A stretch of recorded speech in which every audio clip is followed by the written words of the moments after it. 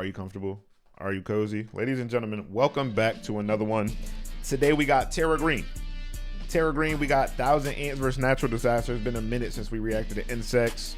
I feel the exact same way as I always do, burn them all. But y'all seem to enjoy this every time we watch it every now and then. We did miss the blood pool video over here. If you guys want me to watch that, comment it down below. But let's go ahead and check it out, see what's going on. Ants are known for their insane ability to work together to accomplish impossible tasks. So I was wondering what would happen if I put my 1,000 ant colony up against natural disasters. And at what point are we ever going to consider this insect torture? They're just asking, you know.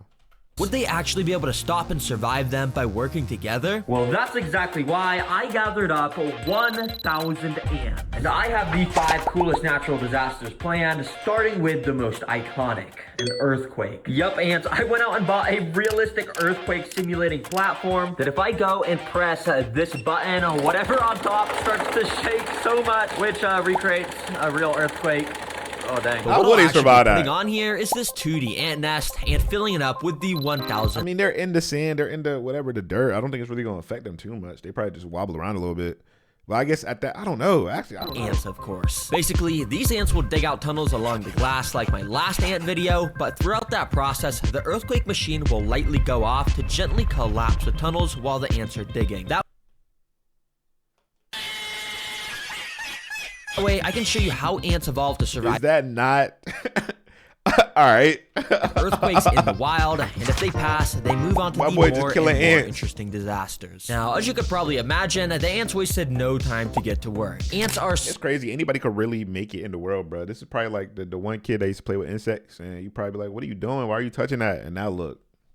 So tiny, and while a single ant would basically be able to make no progress whatsoever, when you have a 1,000 ants, things are done at an insanely rapid pace as workers started picking up grains of sand along the glass so each tunnel could be formed. It's so cool to see time-lapse footage of these tunnels being made because they literally dug out this entire amount of sand in only like 6 hours. So I'm wondering what's going to happen to these tunnels when I turn on this earthquake machine. Now, I started by turning it on the least powerful setting. Okay, it's shaking super slowly. Now, it's my goal to make sure it seems like it's going to shake way crazier. I just want to show you how insanely smart they are and how they will overcome all these disasters in the wild. But even this very light shaking was definitely felt amongst the colony. The workers along the top area immediately knew something was off and they started frantically running around, as you can see. And when we take a look down under the nest where all the tunnels are, you can see those ants were acting similarly. Ants know during earthquakes, their tunnels have the chance to collapse, so all of them were being extremely careful. Very interestingly enough, in this room here, many of the ants were gathering up on the walls of the room to add an extra layer of support so it wouldn't collapse. But of course, when an earthquake happens in the wild, part of the nest is bound to collapse, so it wasn't long until this happened. A bit of the sand here started to fall, completely blocking off this tunnel. I immediately turned off the machine to make sure the ants wouldn't be too stressed out while they had to commence a rescue mission. Because as you can see, while most of the ants were able to squeeze out, like this guy here, at least one ant was partially trapped in this collapsed tunnel. But amazingly, it looked as though one of the ants was already picking up some of the sand from the collapsed portion to clear it out. And yeah, literally so quickly, the ants excavated the entire collapsed tunnel, enough to where it was a perfectly functional area to walk through again. And funnily enough, some of the ants even started to walk in and slowly dig out the area where the sand had just collapsed from to make a new tunnel there. Wow, the ants just completed this natural disaster. They are so smart. But the natural disasters are designed to get more interesting as the video goes on. So next up,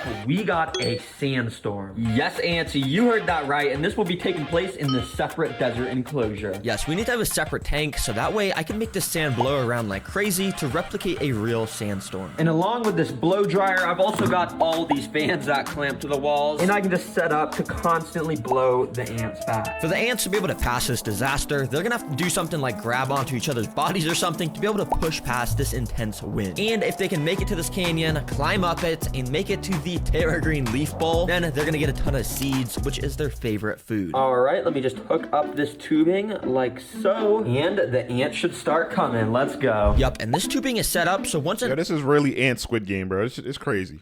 ant enters the disaster, they can't get out. That way, we'll progressively get to see more and more teamwork as time goes on. Now, immediately, you could see these first ants just kind of thought this was a normal desert as they were walking through it, but quickly, I brought out my mini sandstorm fan, and I started to blow. Immediately, the ants started to feel the wind pressure pushing them back, and were suddenly not able to walk forward. Some even lost their grip and got pushed back a bit. As more ants entered the desert, you could tell the sandstorm was keeping them all stuck to the left side of this enclosure. Yo, this little mini fan is fire for replicating a sandstorm. But no, this is where it gets interesting, because now that they know a sandstorm is brewing, how are they going to figure out how to get to these seeds? Well, let's see. While most ants kept trying to just walk forward and getting blown back, interestingly enough, many of the ants were gathering up in this back area here near the sticks. And many of them were actually starting to climb onto the sticks. You see, the fan doesn't really blow ants back if they're walking on sticks, since there's just so much of a better grip on there. But yeah, the second they climb off and stand on the sand again, they'll get blown back, as you can see. But the ants were starting to learn that they needed to stay on the sticks. So many started to gather up and march towards the right side where all the seeds were located. In fact, this ant was making it dangerously close to the seeds using the stick method. And well, he was able to make it to the little rock canyon and almost was there to the seeds. Oh my gosh, this ant climbing right now is a beast. I am blowing this fan max speed on him, and he is just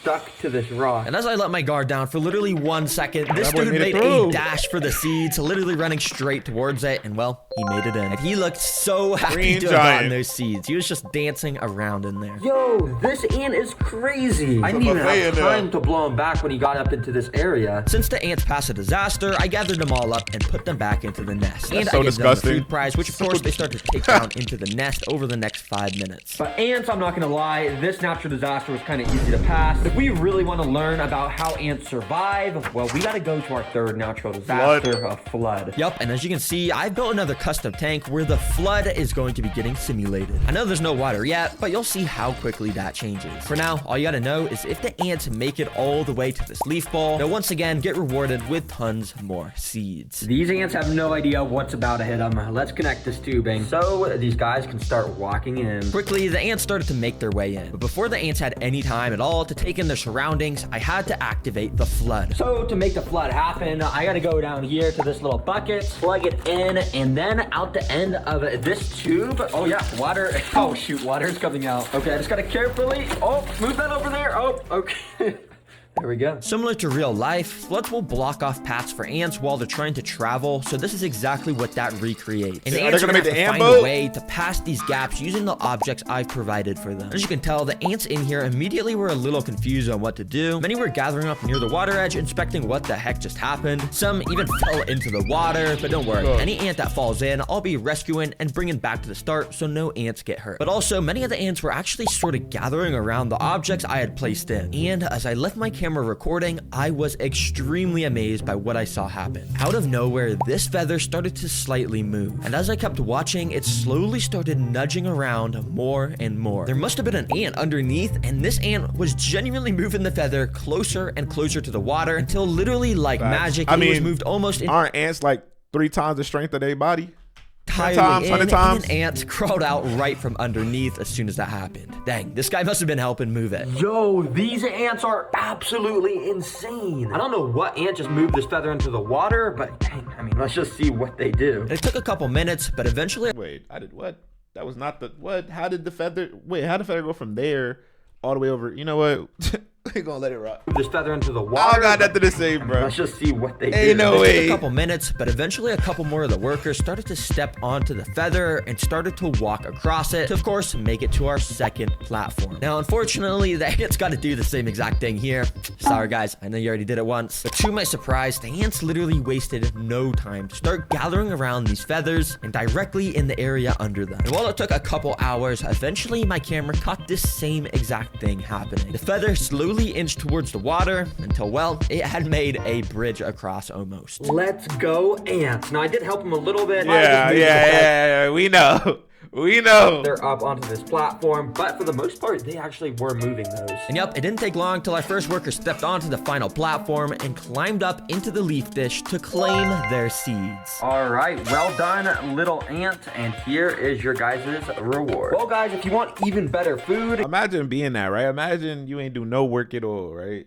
and you still get the food, and the other ones are still left in the tank hungry. You're gonna have to complete this That next food gone by the time they get disaster, back. which is a blizzard. And guys, this is gonna be happening in your nest. Be prepared. Yup, this blizzard will be taking place inside of the ant nest, so we could study how ants handle the cold in the wild. Now, obviously, I can't just go and dump a ton of snow on them. That would totally just freeze them all. Instead, I've actually got some ice cubes, which I'm gonna go and just plop on this.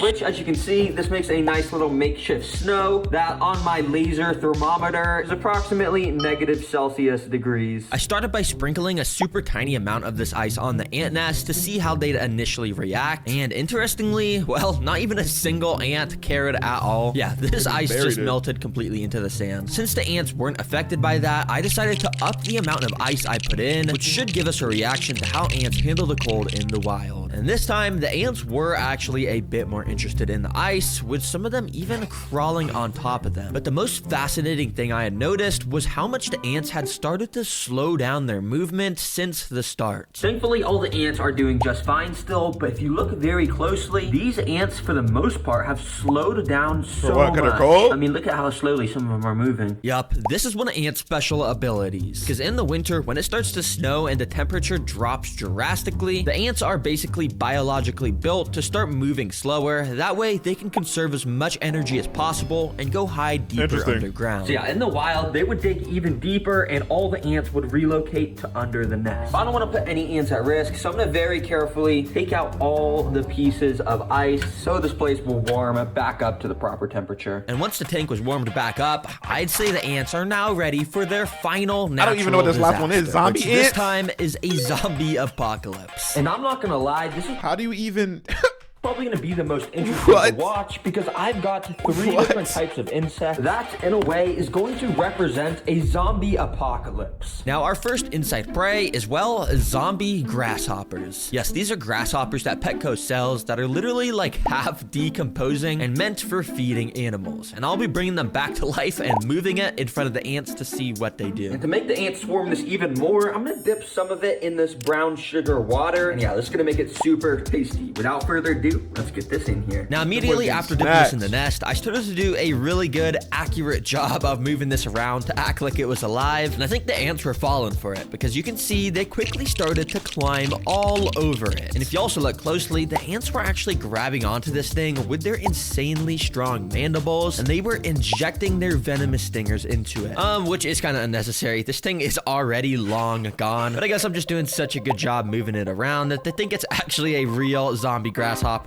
Okay, you guys are doing a good job attacking this. I'm just gonna leave that in there for you while I get this second insect ready. And yeah, they start to absolutely devour this grasshopper. But anyways, our second insect food is this. They're called wax worms, and they're a staple food for ants because of how squishy they are. Yeah, they just look so weird. So that's why I'm putting them in the zombie apocalypse section of the video. Let's go ahead and add these guys in. I decided to put this first wax worm on top of where all the ants were still located around that grasshopper. And well, the ants almost instantly recognized the prey, and amazingly, they knew exactly what to do. And they took this dude straight down into the tunnel system where it wouldn't even stand a chance to fight back. Oh my gosh, that was like 3 seconds. And now this worm is literally nowhere to be seen. It's probably in the tunnel system. Dang, that's actually kind of impressive, ants. So I dropped the other 2 wax worms inside, and once again, one of them instantly got pulled down into the tunnel system to get eaten, and this one started to get swarmed. After the ants had a good grasp of it, they literally brought it over to these hills in the back, which eventually the worm was then brought down one of the holes on that hill. It's so cool because if you guys didn't even realize, the ants have turned these hills at the back into an extra place for more tunnels on the back, and we can literally see the worm down under these tunnels as the ants get their protein from eating it. Wow, amazing job, ants. But our final zombie apocalypse food is flightless fruit flies. But I'm gonna be dumping so many on the ants, so it's like a proper zombie apocalypse movie with how many zombies there are, even though but how they going? These are flightless fruit flies. Oh, flightless. You already know what they are. Well, they're flies that can't fly. It's always so funny to me to say this in videos because seriously, like, how are you a fly that can't fly? Come on, bro. Okay, anyways, I got about 100 of these flies, as you can see. So let's dump this zombie apocalypse on these ants. Oh yeah. Now, as you can probably imagine, That's not a zombie apocalypse, bro. That's like dropping a bunch of little minnow fishes in a ocean full of sharks. This much prey on the ants activates their predator instincts a lot, because instantly so many of the ants started to become way more frantic. They started to run around like crazy to try and catch these little flies. Now, I mean, it's pretty obvious the ants aren't going to struggle with eating these flies because they're literally so much smaller. And quickly, I started to notice lots of the ants with these little flies in their mandibles. Yeah, I bet these are tasty. Well, ants, you've literally survived floods, earthquakes, and so much more. So I'm going to move these guys back to their proper nest where it has all the right stuff. But quickly, I have amazing news for those of you who love the channel. The Terra Green plushies are back in stock, baby. Yeah, we released these a few months ago, but they literally sold out within the first month. So many of you guys weren't able to get it and were commenting, asking me to restock. So yeah, we did. I don't know how long these supplies will last though, so if you want to get them, I'd recommend getting them soon. Yeah, sure. That's crazy, bro. Shout out Terra Green doing their thing as always. If you guys want more, let me know in the comments. Make sure you like, subscribe. That's a good video, bro. I enjoyed it. I ain't gonna cap. Feel good to be reacting to videos again, too. I see you guys in the next one. Let me know what else I should react to, bro. Peace out.